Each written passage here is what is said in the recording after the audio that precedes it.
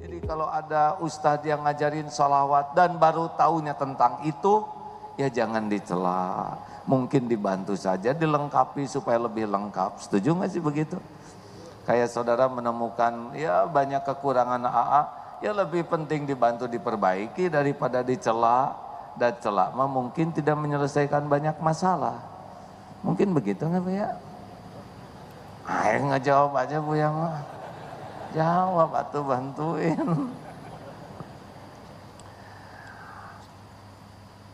Hati-hati ya mencela orang di medsos, benar? Hati-hati ya mencela orang di medsos, benar? Jangan gampang terprovokasi, apalagi ngomong. Sekarang ini kamera saja sudah banyak, nanti disebar, dicuplik sedikit, bisa jadi fitnah. Tahan sekuat tenaga. Siap rekan-rekan? Yang ketiga, jangan wala tanabaju bil alqab. Jangan memanggil dengan gelaran-gelaran yang buruk. Stop kita ngomong buruk terhadap saudara kita. Kalau lihat yang pendek itu ciptaan Allah. Ada yang nyebut pet bun, pendek, buntet, itu tidak menyelesaikan masalah, hadirin. Benar. Tos ya, lihat yang hitam, ya sudah, ada Allah yang mewarnai. Jangan nyebut Hajar Aswad dan sebagainya. Tidak boleh dikait-kaitkan begitu. Mudah-mudahan dengan kehati-hatian seperti ini tidak ada yang terluka. Semuanya lihat ke sana ke sini atuh ya. Rekan-rekan, ngelukain orang tuh gampang. Tapi menyembuhkan luka sangat tidak mudah. Tapi dia pemaaf, memaafkan dan melupakan itu beda coupling. Seperti paku yang nancep, memaafkan tuh nyabut pakunya. Tapi membersihkan, menembel lukanya itu tidak semudah mencabut paku. Makanya stop, suami istri juga jangan manggil-manggil yang gak enak. Wahai rembulan dari dekat, itu juga melukai ya. AA punya pengalaman, Buya. Ini sudah pernah diceritakan di sini ya. Awas seguru seilmu jangan ganggu. Yang udah denger ini ya, diam, sing sabar. Ceritanya suatu saat ada takdir ceramah di Amerika. Ada yang ibu-ibu dengerin, tapi kerjanya selfie aja. Bukan motret saya, tapi ya terserahlah ke kamera masing-masing. Yang jadi masalah sesudah itu ngacung, Ustadz, ya Bu, maaf ya, saya lihat Ustadz tuh di TV tuh tinggi, besar, putih, aslinya mah pendek, hitam, katanya. Aduh, jeleb itu hadirnya. Asa tembus sampai ke sini. Seumur-umur ceramah baru kali ini. Asalnya sakit hati, tapi sesudah saya pikir apa yang salah? Memang di Amerika tinggi-tinggi, lihat saya jadi pendek. Di Amerika bule-bule, lihat saya jadi hitam ya. Apalagi waktu itu di sana lagi senang berkuda, jadi tutung betulan. Saya pikir ini tidak salah omongan ini, tapi tidak pada tempatnya, itulah hadirin sekalian. Ya walaupun tahu mah diem harusnya. Tapi tidak mungkin ada takdir ini kecuali jadi pelajaran. Masih ingat teorinya? Kalau ada orang yang berkata kurang baik ke kita, apa yang pertama? Satu, syukur. Bukan kita yang bagian berkata jeleknya, benar? Bukan kita yang bagian jahatnya lah. Dua, apa? Belajar. Kalau ada orang berbuat jelek, berarti pelajaran bagi kita supaya kita tidak melakukan keburukan yang sama. Tiga, sarana tobat. Karena setiap kepahitan di hati itu diundang oleh dosa. Siapa tahu saya pernah melakukan hal yang sama ke santri, ke teman, ke jamaah. Ini sekarang Allah mengingatkannya. 4, ladang pahala untuk membalas keburukan dengan sikap yang lebih baik. Rugi enggak disebut begitu? Enggak, ada memang kenyataannya begitu ya. Halo, Ibu, jelas Bu? Jadi kalau suami rada-rada jengkel ke ibu, ibu bagaimana? Si ibu mah terserah ibu welah ya. Lanjut. Pelajaran yang lalu tambah ayat surat Al-Hujurat ayat 12-nya bagaimana? Ya ayyuhalladzina amanu ijtanibu katsiran Ya ayyuhalladzina amanu ijtanibu katsiran minadh-dhann inna ba'da dhanni ismu wa la tajassasu wa la yaghtab ba'dukum ba'dha ayuhibbu ahadukum ayyakula lahma akhihi maitan fakarihtumu wattaqullaha innallaha tawwabur rahim. Hai orang beriman, jauhi prasangka, sebagian besar dari prasangka, karena sebagian dari prasangka itu dosa. Makanya yang keempat, jangan suka suudzon. Cari 1001 alasan untuk berbaik sangka kalau kepada orang yang beriman. Pet, handphone bunyi. Siapa tuh? Kurang ajar bener. Ini teh majelis taklim, matiin dong. Ronaldo aja nggak bawa HP. Nggak usah ngomong Ronaldo, tidak usah ngomong Messi ya. Oh, dia HP-nya bunyi, mungkin sudah dimatikan, tapi ada beberapa HP yang kuat, tidak mati-mati. Oh, dia pasti tertekan dengan HP-nya yang bunyi. Udah nggak apa-apa, enak.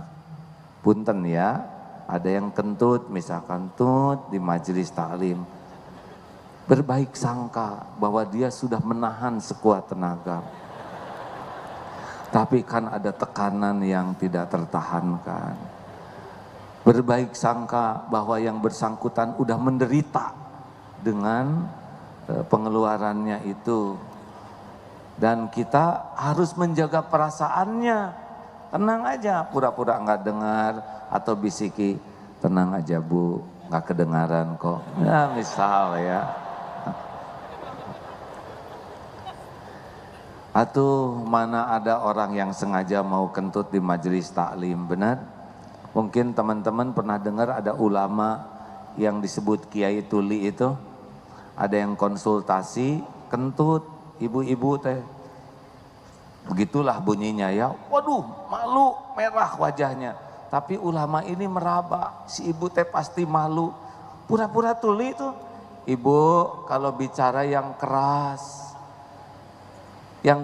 ya, Yai kurang keras, Yai,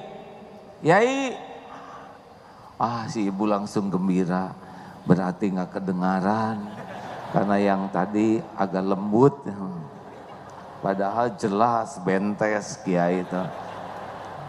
Tetapi demi menjaga perasaan, seperti itu hadirin, ya, jangan dikit-dikit berkomentar, dikit-dikit celetak-celetuk. Banyak yang luka, terus mau apa hidup kita melukai hati orang lain. Wala tajassasu, jangan suka ngorek-ngorek, serba ingin tahu, menyelidiki. Masih ingat yang kemarin pertanyaannya, ibu-ibu, bolehkah ibu-ibu membuka-buka HP suami? Boleh tidak? Ada yang boleh, ada yang tidak. Jawabannya tergantung. Kalau disuruh oleh suami, pahala. Bu, tolong bukakan HP saya. Ibu buka, amal soleh. Tapi kalau suami tidur, ibu diam-diam ngebuka.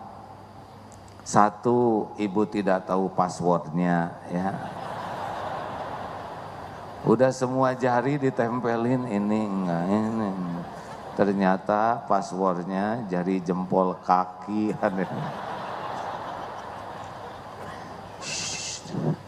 Tidak boleh ngetawain ya. Tidak boleh kan Ustaz ya? Hah? Bu ya mah diam aja. Kalau tidak boleh, tidak boleh. Kalau menurut saya tidak boleh kan ya Bu ya? Nggak boleh. Hah? Lanjut. Saya teh mau sedikit sebetulnya ceramahnya hadirin. Nah ibu jangan, tahu kenapa? Karena tidak akan menyelesaikan masalah dengan dosa. Allah tahu kelakuan suami ibu dimanapun, kapanpun tidak ada yang tersembunyi. Tidak ada yang tersembunyi. Kalau kita patuh ke Allah, berbaik sangka karena Allah, tidak mengorek-ngorek karena Allah, Allah subhanahu wa ta'ala pasti menghargai kebaikan sekecil apapun yang dilakukan hambanya. Bu, ibu yang suka ngorek-ngorek HP misalkan, tahu ada berita yang mengejutkan. Bagaimana urusannya jadi beres atau nambah? Yang jelas, nambah. Suami jadi jinak atau makin lincah? Lincah. Tidak selesai dengan sesuatu yang tidak disukai Allah. Gini ya, saya juga enggak mau ngebuka HP istri saya. Maaf ya Bu ya, nyebutnya 2 kali, dah gimana nyebut sekali teh asa ada yang kurang. Sudah diam hadirin, jangan ikut campur ya. Nggak mau, kenapa? Nggak akan selesai dengan pelanggaran. Dah, sing husnuzon, Allah maha tahu, kita berbaik sangka karena Allah, Allah akan memperlihatkan. Kalau toh memang ada yang wajib kita tahu, Allah akan buka. Dengan caranya kita pasti tahu, tanpa sibuk melanggar perintah Allah. Nanti Allah kasih jalan. Tidak ada yang tersembunyi bagi Allah, apa yang Allah buka pasti kebuka, apa yang Allah tutupi akan tertutupi. Kepada calon mempelai, jangan suka nanya-nanya karir istri. Mah, kamu dulu punya pacar? Enggak, stop, karena tidak menyelesaikan masalah. Punya apa? Berapa? Ya sekitar 10-an lah. Ngapain aja? Ya lengkap aja, standar. Bisa jadi masalah baru. Stop. Lebih baik jangan ingin tahu kesalahan yang tidak wajib kita tahu. Sepakat? Setuju tidak nih? Jangan suka serba ingin tahu kekurangan, kesalahan orang lain, kecuali yang menjadi kewajiban bagi kita untuk amar ma'ruf nahi mungkar. Yang ke-6, satu apa? Tuh kan, satu, jangan suka mengolok, mengejek, meremehkan. 2, jangan suka mencela, saling mencela. 3, jangan panggil memanggil dengan gelaran-gelaran buruk. 4, jangan suudzon, cari 1001 alasan berbaik sangka. 5, jangan suka ngorek-ngorek, menyelidiki, ngintel. Gimana kalau ada intel ke sini? Ya bagus, sing sering, sing banyak, intel teh ikut ngintelin kiai ya, supaya saroleh, kasihan kalau kurang ilmu, benar? Yang ke-6, jangan suka bergibah, jangan membicarakan. Gibah tuh goib, nggak kelihatan orangnya, kita bicarakan kekurangan, kejelekannya yang kalau dia tahu jadi sakit hati. Shh, jangan suka gibah. Dulu dengar ceramah Syekh Ali, ada yang datang katanya, Syekh itu orang di belakang, di depan Syekh baik, di belakang suka ngejelek-jelekin. Shh, tidak boleh berkata begitu. Saya tidak mau mendengar omongan itu. Kalau saya dengar dari begitu, nanti saya jadi buruk sangka ke orang itu. Saya tidak mau silaturahim. Kalau dia dapat nikmat, saya jadi nggak enak. Kalau dia celaka, nanti saya jadi bahagia karena saya dengki. Tidak. Tapi dia ngomong, tidak. Orang ngomong apapun urusan dia. Urusan saya adalah ngejaga hati saya. Supaya jangan sampai kotor ke saudara sendiri. Kalau mau silaturahim silakan, kalau mau ngomong jelek tentang orang lain jangan. Nah begitu, kalau kita gimana? Dipanggil, dia ngomong apa? Jadi busuk hati kita. Udah segitu. Sok sekarang Buya lagi. Wah kenapa jadi enggak begini? Saya mah udah biasa dari dulu ceramah di sini Buya, tinggal Buyaen. Nah, teruskan ente lagi. So komentarin menurut Buya gimana yang barusan? Buya mah licik